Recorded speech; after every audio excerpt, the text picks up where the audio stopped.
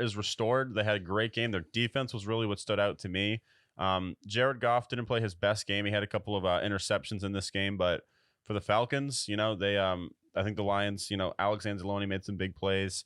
We saw Aiden Hutchinson give them some pressure as well, and their secondary played a lot better than they did against the Seahawks. So good for them. We saw Sam Laporta had a huge game for them as well. Sam Laporta looks like he stepped in and immediately is making an impact for him, replacing a figure like TJ Hawkinson, a hard person to replace, but they did a really good job drafting and nailing some of these draft picks and taking them over the edge. Jahmyr Gibbs, I know the fantasy owners are sweating it out with him. They're like, why hasn't he been implemented as much? You're starting to see them start to move the gears a little bit, starting to get that offense rolling a little bit. And I think it's only a matter of time before this team really starts to erupt. For the Falcons, not too much to say there. I feel like this is more of an applause to the Lions and their game plan execution. But great game for the Lions. The roar is restored. Yeah, the roar is restored in this game. And I was really nervous about this game, but I was like, this game could go two ways. The Lions could come out there, fix some of the issues they had, and kick ass. And I was really worried about them, especially against the Seahawks. But it does look like that was one of those weird historic matchups where the Seahawks, for some reason, have been in the Lions' head and have dominated them when the Lions have been definitely bad over the past few years. So I thought that could have been some of it. That was a game they still should have won, though. So I was like, okay, are we going to this place again? But I was also wanted to see how the Falcons would perform on the road away from that dome, the home field advantage. And this was a team that fell behind to the Packers. Packers had plenty of chances to win that game, and they kind of gave it away to the Falcons. So overall for the Falcons, not very impressed on offense, especially this is their first road game. They kept trying to get Kyle Pitts involved, and it was half Kyle Pitts' fault and half just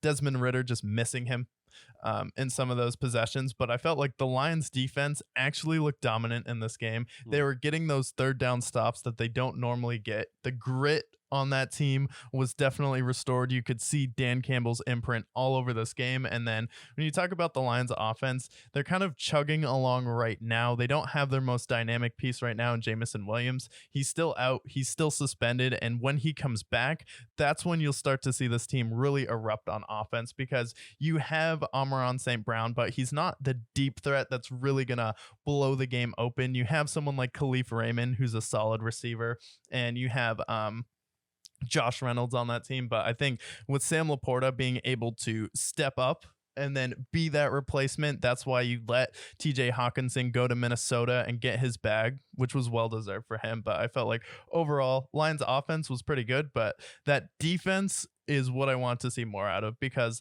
I have faith in the Lions offense. I have faith in Ben Johnson. It's just really, I always hold my breath on what is the defense going to do. Aiden Hutchinson finally broke through, got his first sack of the season. Even though he's been putting a lot of pressure on the quarterback, I just needed to see that fight, that roar on defense. And at home in Ford Field, it was rocking. It was just too much for a young Falcons team to handle. So I feel like with the Lions and the Falcons, we'll see a lot of ups and downs with them, but I feel like the Falcons are definitely going to be more of a home team this year. And when we start to get into November and December, you'll start to see them stumble. And then the Lions, last year they started 0-7 and they turned it on in the second half of the season. And I feel like Dan Campbell, Ben Johnson are really going to start to turn up the heat on offense once we start to get to week 8 and then on. That's when you really start to see this team turn it on and step up.